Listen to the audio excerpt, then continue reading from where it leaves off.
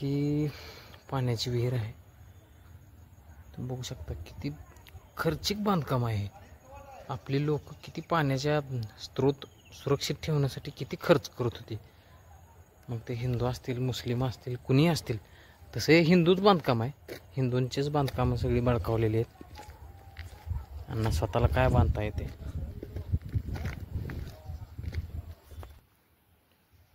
चला आपण विहिरीच्या खाली जाऊन बघूया काय काय कसं बांधकाम आहे. हे एवढं बांधकाम सुरक्षित का केलं असायचं तर इथं जे दिसतंय इथं तुम्हाला पहिल्यांदा म्हणजे गेट असायचं. कारण शत्रू या किल्ल्यामध्ये जे पाण्याचे सोर्स आहेत ह्या पाण्याच्या सोर्समध्ये विषप्रयोग अथवा मेलेली जनावरं आणून टाकण्याचे चान्सेस भरपूर असायचे. त्यामुळे हे बांधकाम एवढ्या सुरक्षित केलेलं असायचं. हे बघा जोवेद काय आपल्या पूर्वजांनी बांधलेलं आपल्याला नीट ठेवता पण येत नाही.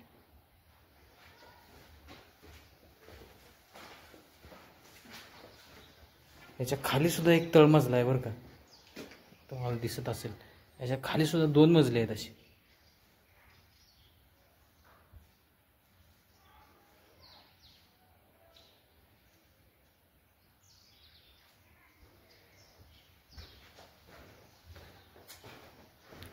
लाल किल्ल्यानंतरचा जर सर्वात बळकट असा जर कुठला भुईकोट किल्ला असेल तर त्याचं नाव आहे परांडा किल्ला. याची प्रचिती हा गड आपोआप देतोय. तुम्ही या एकदा इथे गड बोलायला लागेल आपोआप तुमच्याशी.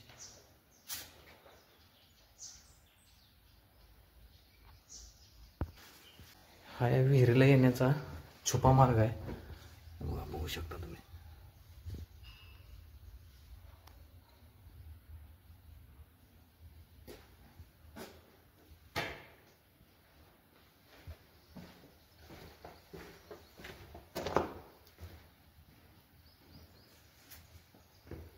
आत्ताच्या इंजिनियर्सना जर असे विहिरी बांधा म्हणलं तर ते जवळजवळ या विहिरीचं बजेट 10 ते 20 कोटीच्या आसपास काढतील आणि एकदम निकृष्ट दर्जाचं बांधकाम करतील.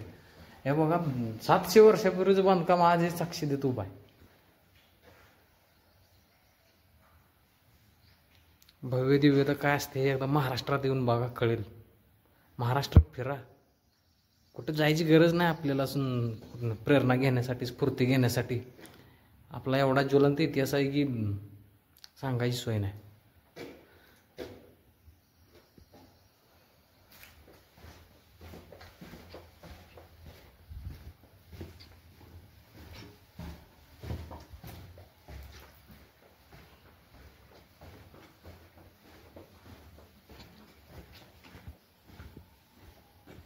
हो, खाली पण याच्या पायऱ्या आहेत. याच्या खाली अजून किती मजले आहेत? याच्या खाली अजून 3 तळमजले आहेत. या विहिरीचं बांधकाम अंदाजे 100 ते 125 फूट खोल असावं.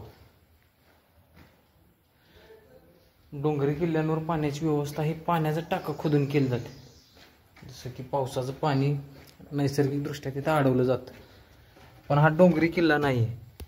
इथं पावसाचं प्रमाण खूप कमी असतं आणि इथं त्यामुळं किल्ल्यावर पाणी साठवून ठेवण्यासाठी अशा विहिरी खोदल्या जायच्या.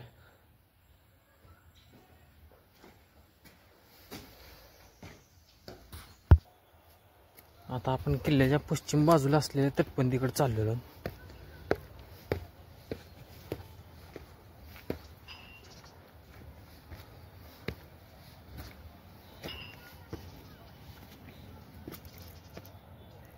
हा बुरुजच आहे.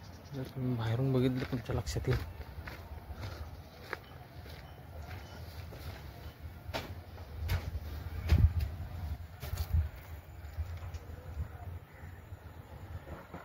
किल्ल्याच्या 4ही बाजूनी खंदक आहे. म्हणजे विचार करा 800 ते 1000 वर्षापूर्वी आपल्या देशाचं इन्फ्रास्ट्रक्चर किती समृद्ध होतं. आणि ज्यावेळी आत्ताची जी महाशक्ती अमेरिका, त्या अमेरिकेत लोक आपण ज्यावेळी किल्ले बांधत होतो त्यावेळी ते छपरात राहत होते. छप्पर सुद्धा त्यांना नव्हतं, कसं राहायचं ह्याची अक्कल नव्हती. त्यावेळी आपण एवढे मोठे मोठे किल्ले बांधलेले आहेत.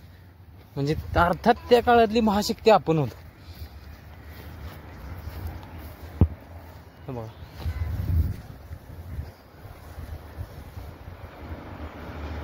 हा बुरुज,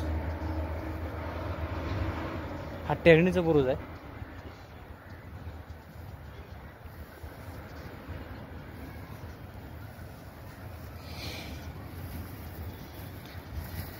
सुरुवातीला हा किल्ला चालुक्यांनी बांधला. त्यानंतर हा किल्ला बहमानांच्या ताब्यात गेला.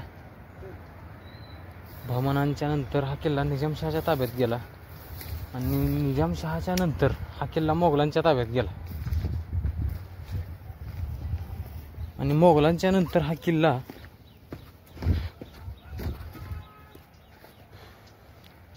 जो आताचा म्हणजे पेशव्यांनी ज्याच्या विरोधात युद्ध लढली तो निजाम उल मुल्क, त्या निजामाच्या ताब्यात होता. निजाम उल मुल्क ही पदवी वर्ग आहे. आणि निजामाचे सरदार रावरांबा, माड्यामध्ये त्यांची गडी आहे मोठी. ते खूप मोठं प्रस्थ होतं त्या काळी निजामाच्या दरबारातलं. त्यांच्या ताब्यात हा सगळा प्रदेश होता. हे आक्रमण करण्यासाठी जंगे बांधलेले आहेत. एका ठिकाणी 3-4 ठिकाणी तुम्ही आक्रमण करू शकता एका वेळी. हे बघा,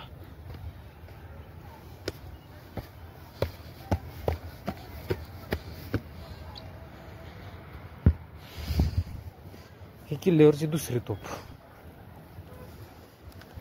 आता आपल्याला प्रश्न पडला असेल की ह्या बुरुजाच्या कडेने ही गोल काय खोदले. हे असं ही गोल तारी कशाची आहे हे बघा, दाखवतो.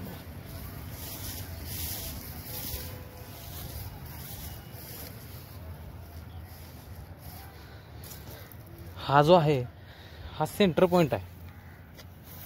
यार हा सर्कलचा हा सेंटर पॉइंट आहे. ह्या पॉइंटला तोफेचं हे असायचं. म्हणजे हे तोफ फिरवण्याचं जे आपण काय म्हणू त्याला एक पार्ट असायचा तोफ फिरवायचा. म्हणजे 380 अंशात ही तोफ फिरवली जायची. म्हणजे समजा आज आता शत्रू जर इथे दिसतोय तर इथून सरळ मारा केला जायचा. आणि ज्यावेळी शत्रू सैन्य समजा या बाजूला यायचं तर लगेच तोफेचं तोंड ह्या इथे एक चाक असायचं ह्या चारीमध्ये. ह्या चारीच्या चाकामार्फत लगेच तोफ फिरवली जायची आणि शत्रूवर आक्रमण केलं जायचं. अत्यंत जबरदस्त टेक्नॉलॉजी. जे अमेरिका म्हणते की आमच्यासारखं मिसाईल टेक्नॉलॉजी आहे का कोणाकडे. अरे मिसाईल सगळं आम्ही 1000 वर्षापासून यूज करतोय. हे तुमच्यासाठी नवीन असेल, आमच्यासाठी नवीन नाही.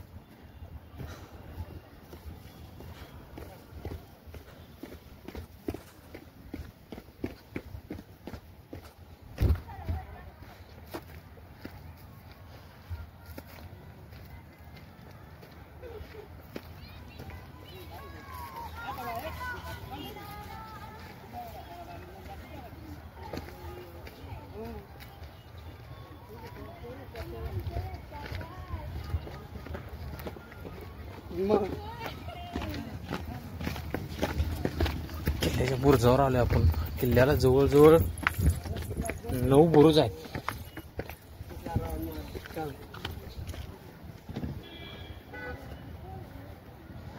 अत्यंत जबरदस्त असा किल्ला आहे. एकीकडे हा किल्ला इंग्रजांच्या पण ताब्यात होता. ही पण पंचधातूची तोफ आहे. ही जी बाजू आहे या पुढच्या बाजूनी आत दारू ठसलेली असायची आणि इथून पुढून तोफेचा गोळा टाकायची. आणि तुम्हाला मी जो म्हणलं सेंटर पॉईंट तो इथे असायचा. इथे सेंटर पॉईंट असायचा आणि इथून ह्या सेंटर पॉईंटनी तोफ फिरवली जायची. हे बघा, हे त्याचं हँडल आहे. आणि ही बत्ती द्यायची जागा. या बत्तीमध्ये वात काढली जायची आणि ही वात पेटवून तोफ पेटवली जायची. मग कधी कधी काय व्हायचं, शत्रू सैन्य हे जे हा जो सेंटर आहे म्हणजे ही बत्ती देण्याची जागा आहे, यामध्ये जर खेळ ठोकले तर एवढ्या मोठ्या तोफ्याचा काहीच उपयोग नाही, कारण हिला बत्तीच देता येत नाही. याला म्हणायचं तोफ बहिरी करणे. आणि मराठ्यांच्या गनिमी काव्याचा हा मुख्य भाग आहे, तोफ बहिरी करणे.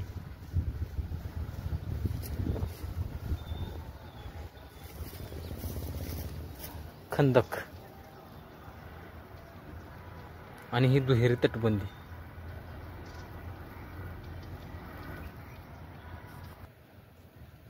हे कोण प्रेमवीर इथे येऊन गेलेत काय माहित. अरे ही काय प्रेम करण्याची जागा आहे का? इथं आपल्या पूर्वजांनी रक्त सांडले.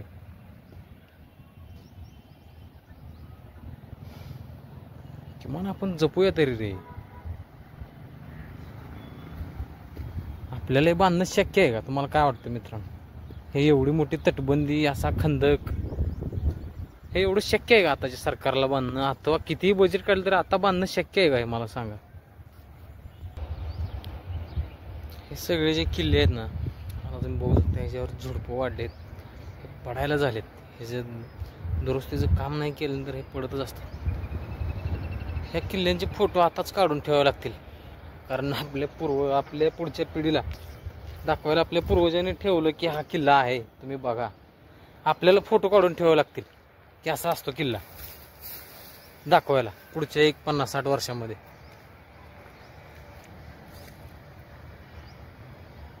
पडल्यानंतर काय दाखवायचं? किल्ल्याला भरपूर बुरुज आहेत. किल्ल्याच्या पश्चिमेची बाजू ही, पश्चिमेचा खंदक हा खोल नसल्या कारणानं किल्ल्याच्या पश्चिमेला भरपूर बुरुज बांधलेले आहेत.